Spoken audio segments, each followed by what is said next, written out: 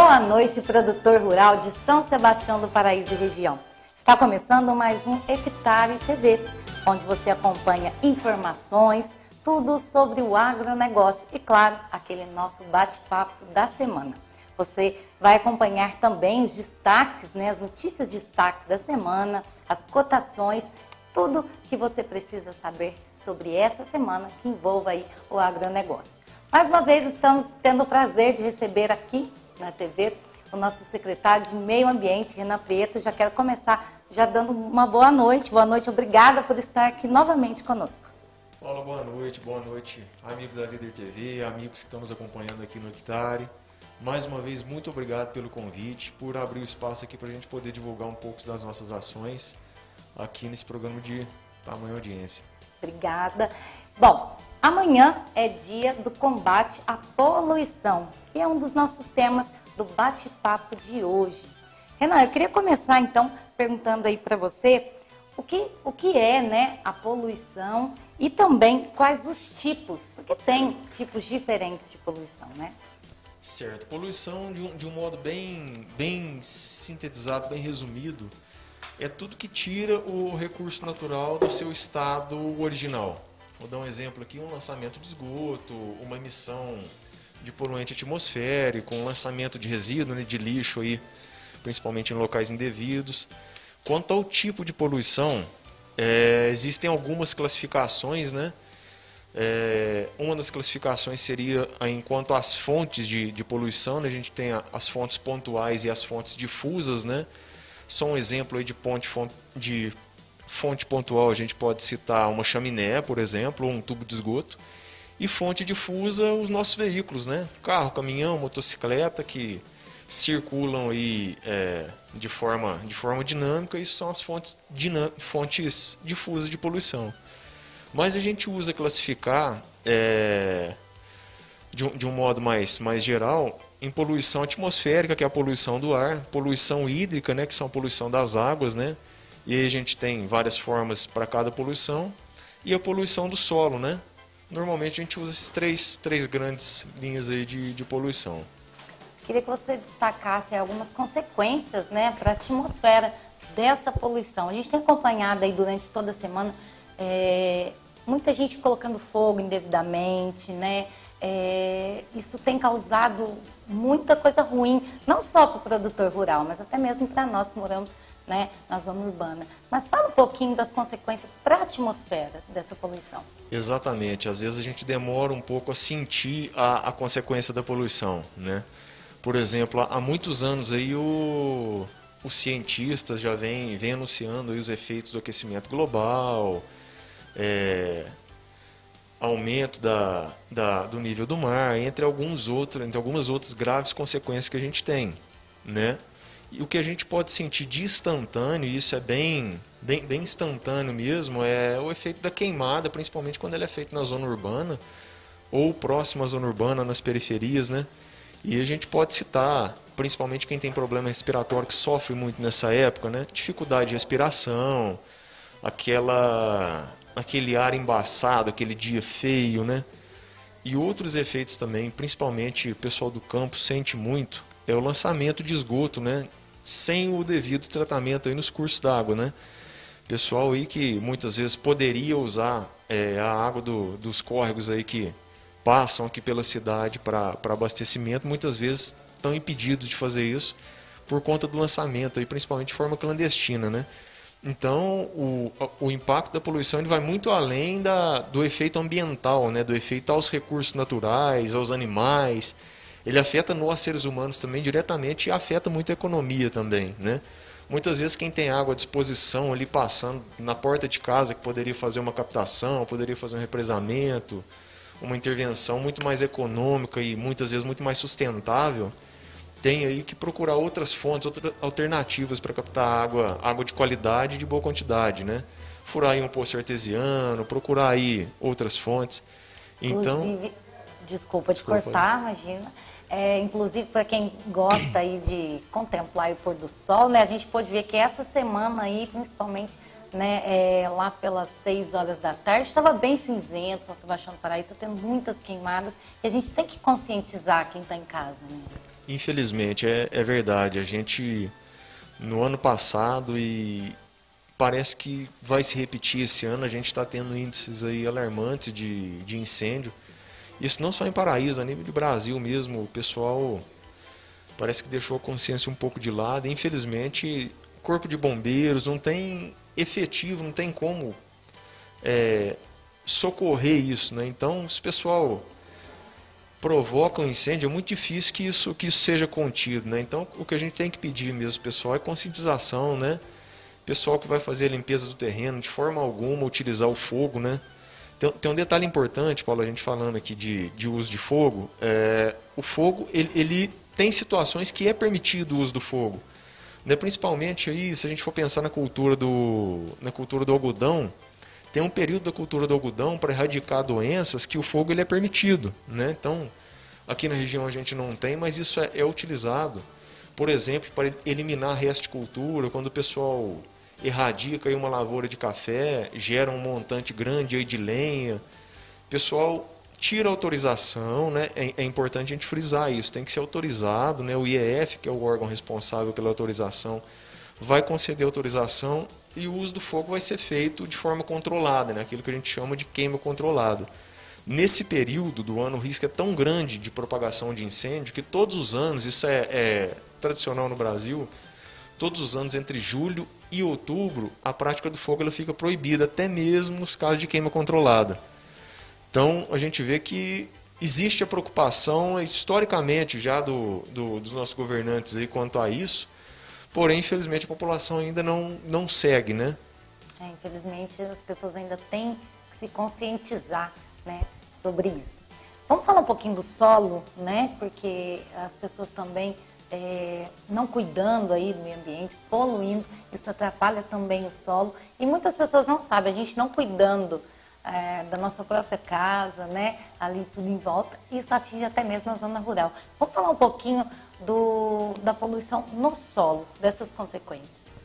Tá, a gente tem algumas formas aí de poluição do solo, por exemplo, mais uma vez o lançamento de esgoto também, às vezes não acontece só no curso d'água, às vezes ele acontece no solo também. A gente tem aí tanques subterrâneos, né? Isso é mais comum na cidade, mas acontece também na zona rural.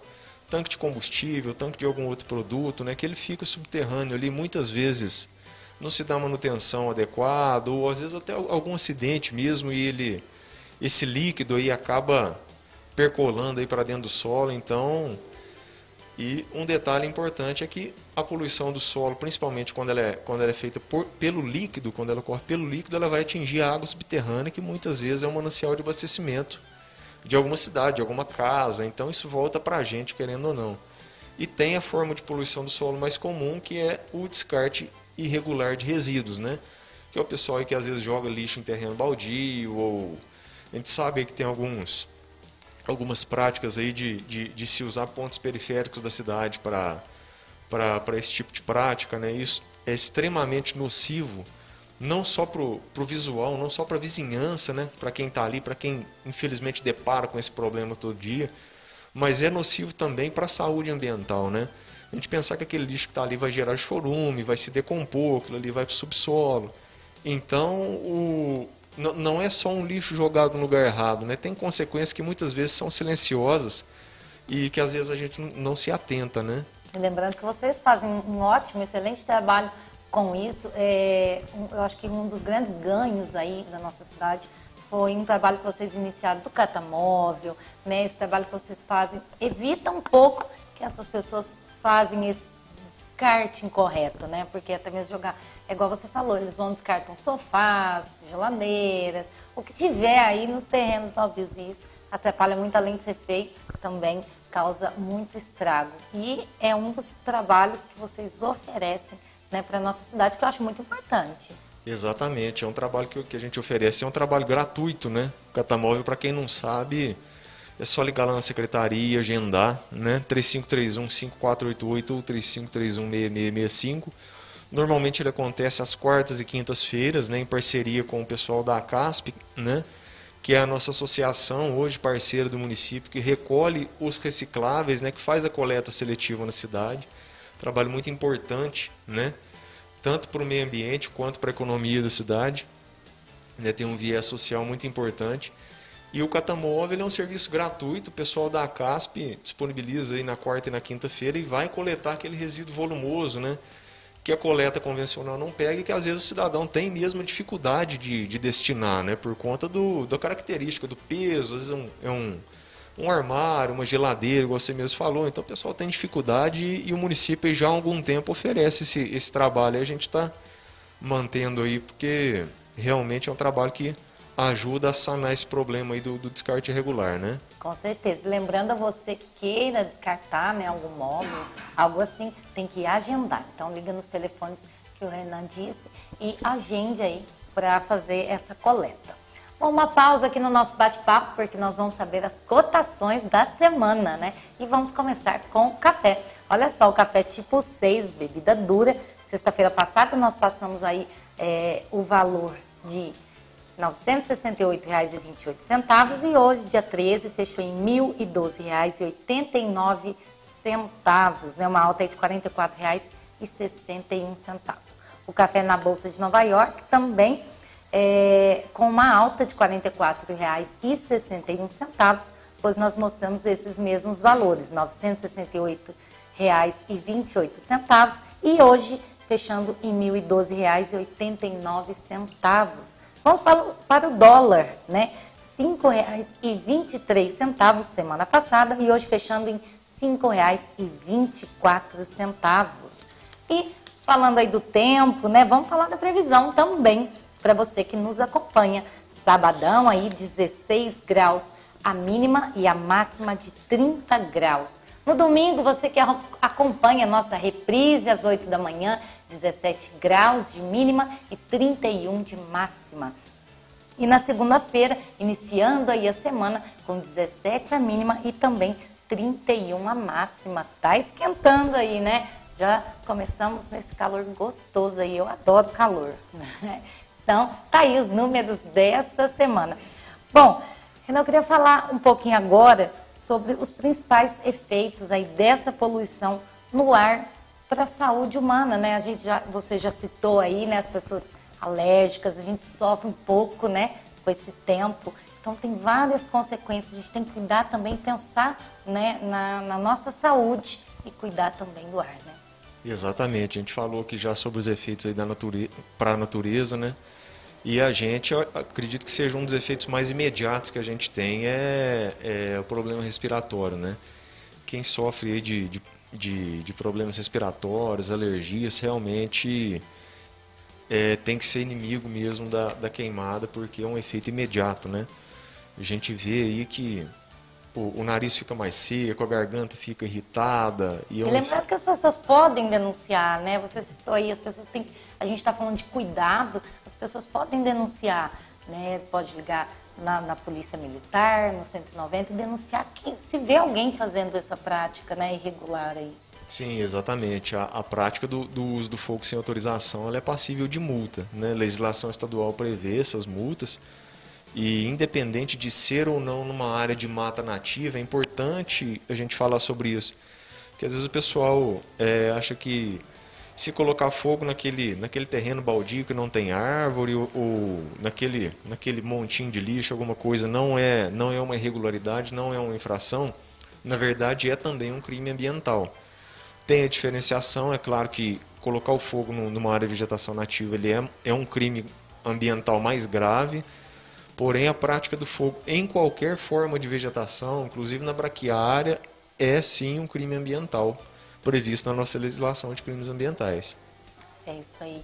Bom, a gente sabe que o G20, né, eles estão sempre falando das mudanças climáticas, eu até li aí durante essa semana, eles falando então das consequências da poluição com a falta de umidade, também o aumento dessas queimadas, a extinção de certos animais, né?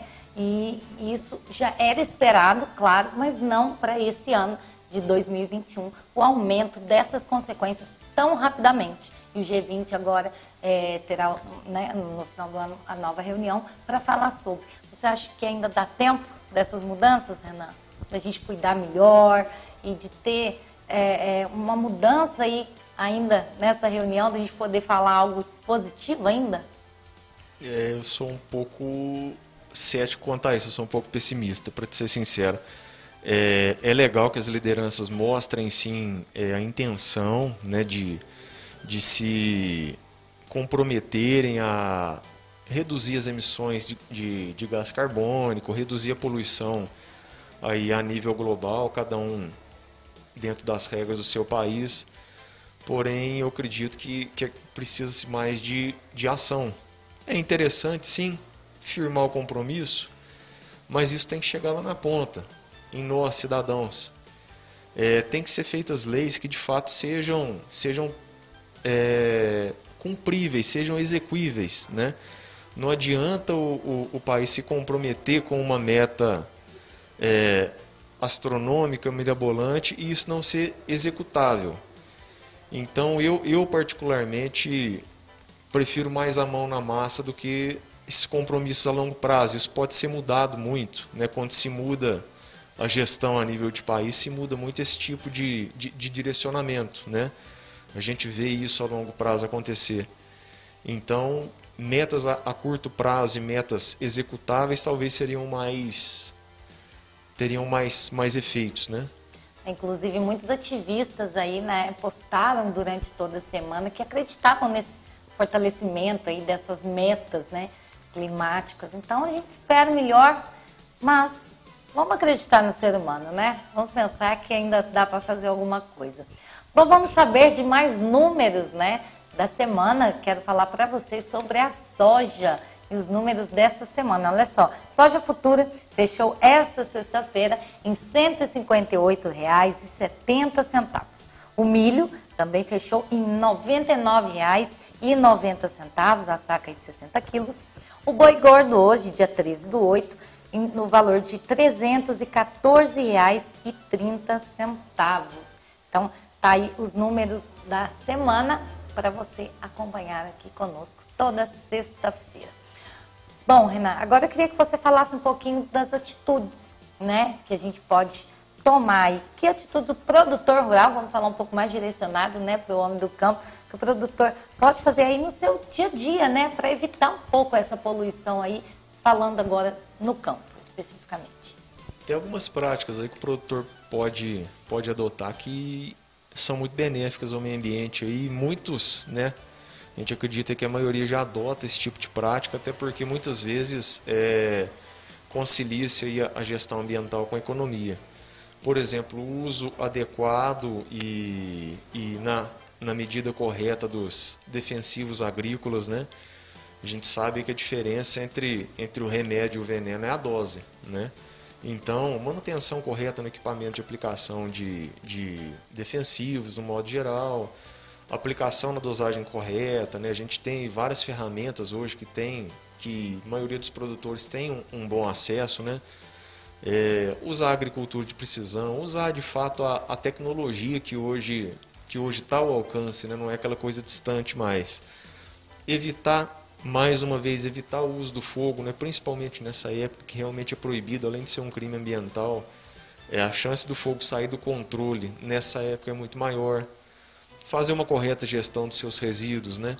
A gente tem aqui, Paulo, uma unidade do INPEV, que é o Instituto Nacional, que recolhe as embalagens de agrotóxicos vazias. E Paraíso, se eu não me engano, a cidade mais próxima de Paraíso que tem uma unidade dessa é Lavras, se eu não estou enganado.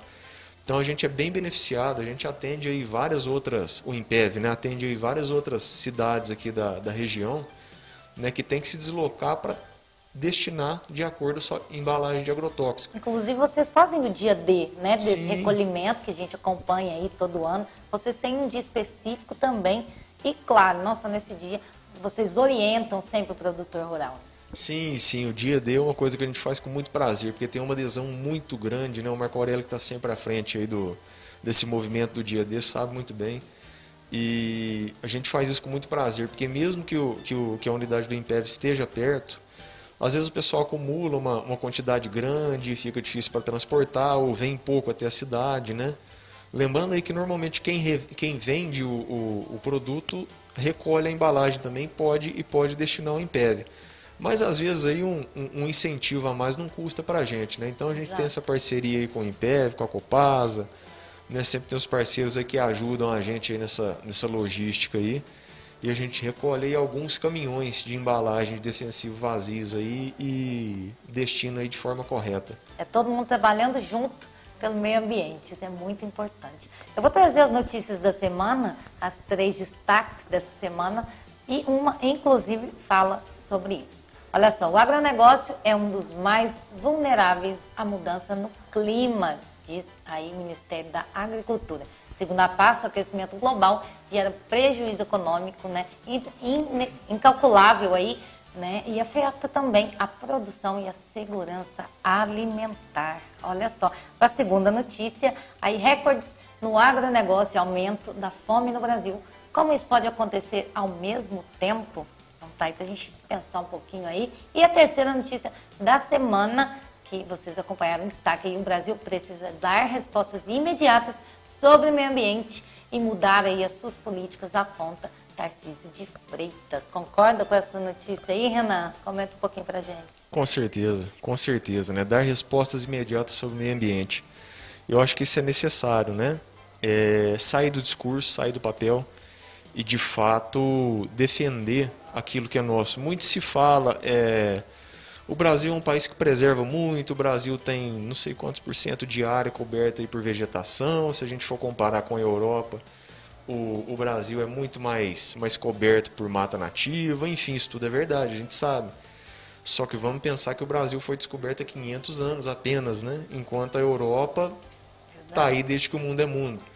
Então, talvez se o Brasil tivesse a mesma idade, né, vamos dizer assim, da Europa, a gente talvez não tivesse a mesma quantidade de vegetação que tem hoje.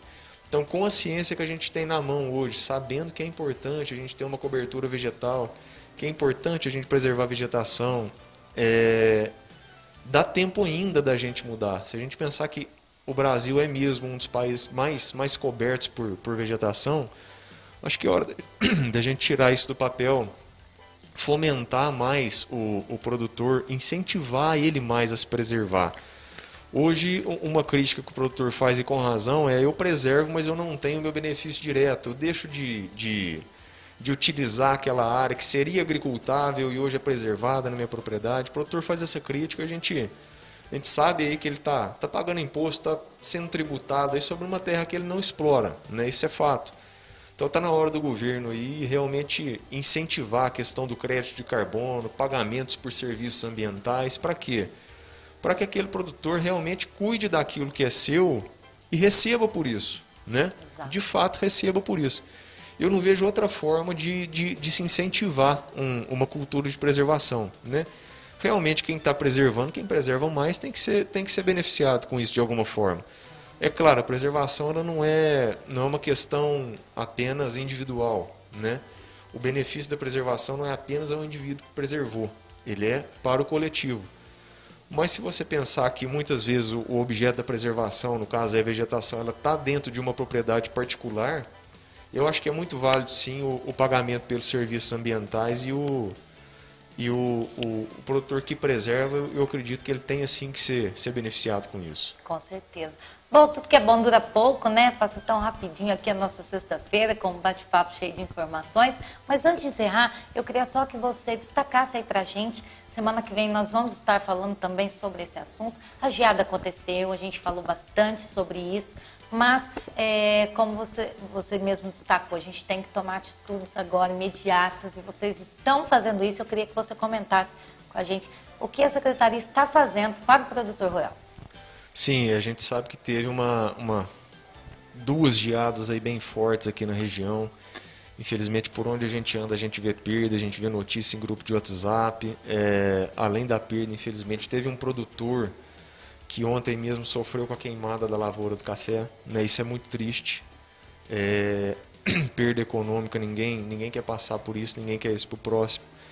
Então, a gente mais uma vez aí, em parceria com a Emater, né? A Emater está fazendo os laudos de perda, né, das lavouras, e o município, para poder acelerar esse processo, também já se colocou à disposição. Nós estamos à disposição também recebendo os produtores, né? Quem quiser pode procurar a secretaria, Rua Mariana Amaral, número 30, tá? Ou 3531-5488-6665 ou 3539-1037, que é o telefone direto da agricultura. E os engenheiros agrônomos, o Ender e o Eduardo, estão lá preparados para atender e para também fazer as visitas, elaborar os laudos de perda, né? Para quem tem o financiamento, para quem não tem também, né? Para quem precisar do laudo de perda de alguma forma, a gente está à disposição. Embora a Emater preste esse serviço, a gente quis também estender isso para o município para poder agilizar o atendimento ao produtor, né? A gente sabe que quem está nessa situação não pode esperar. Fora isso, a gente aumentou também a nossa produção esse ano de muda de café, né? A gente tem o viveiro do Parque da Serrinha, né, que produz as mudas de hortaliça, muda para arborização urbana, nativas, e também produz aí cerca de 15 mil mudas por ano, né? Esse ano a gente vai produzir um pouco mais, justamente por essa perda que teve, né? É uma resposta que a gente está dando aí pro produtor, né? Então, normalmente o pessoal que costuma pegar as mudas lá vai ter um pouco mais esse ano, né? É o que a gente pode oferecer de imediato aí para o produtor para ver se ameniza um pouco a perda, né? É isso aí, todo mundo trabalhando junto e nós aqui do Hectare TV vamos mostrar, sim, essas mudas aí que vão ser entregues ao produtor, com certeza.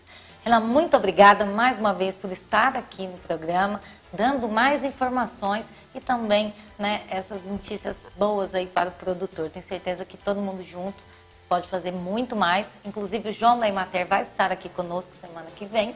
Então, muito obrigada mais uma vez. Eu que agradeço, Paulo. Já que você lembrou do João, vou adiantar aqui uma possível fala dele. A gente teve uma reunião do Conselho Municipal de Desenvolvimento Rural e o João deu uma informação que é muito importante. O produtor às vezes sabe, mas nunca é demais divulgar, né? Então, ele falou que tem recebido muitas perguntas dos produtores, principalmente do cafeicultor, né? A gente tem aqui uma área de 15 mil hectares cultivados de café, mais ou menos em Paraíso, então é uma cultura expressiva no município. E o pessoal tem perguntado muito para ele, João, o que eu faço agora com a minha lavoura? O conselho dele, por enquanto, é não faça nada, não arranque o pé, não faça nenhuma medida por enquanto, aguarde para ver a reação da planta nos próximos dias, no próximo período, até chegar a chuva que seja, para tomar a atitude correta, né? Essa é uma orientação que muito provavelmente o João vai passar aqui, mas como aconteceu de eu estar aqui hoje, antes dele vir, eu quero já passar essa informação também. Ele vai passar de uma forma mais detalhada, mais técnica, mas é um recado que a gente quer deixar, porque já pode atingir o pessoal aí e às vezes antecipar quem ia tomar uma ação indevida aí nessa semana. Obrigada mais uma vez, Ana. A gente que agradece. E semana que vem, você, produtor, que queira também mandar sua pergunta, tá? Entre nas nossas redes sociais, deixa sua pergunta. O João também vai estar aqui da Emater, tirando essa e mais dúvidas, né, para você, produtor rural. Muito obrigada, eu quero agradecer mais essa sexta-feira com vocês. E você também que nos acompanha no domingo às 8 da manhã na nossa reprise. Um beijo, fique com Deus e um bom final de semana.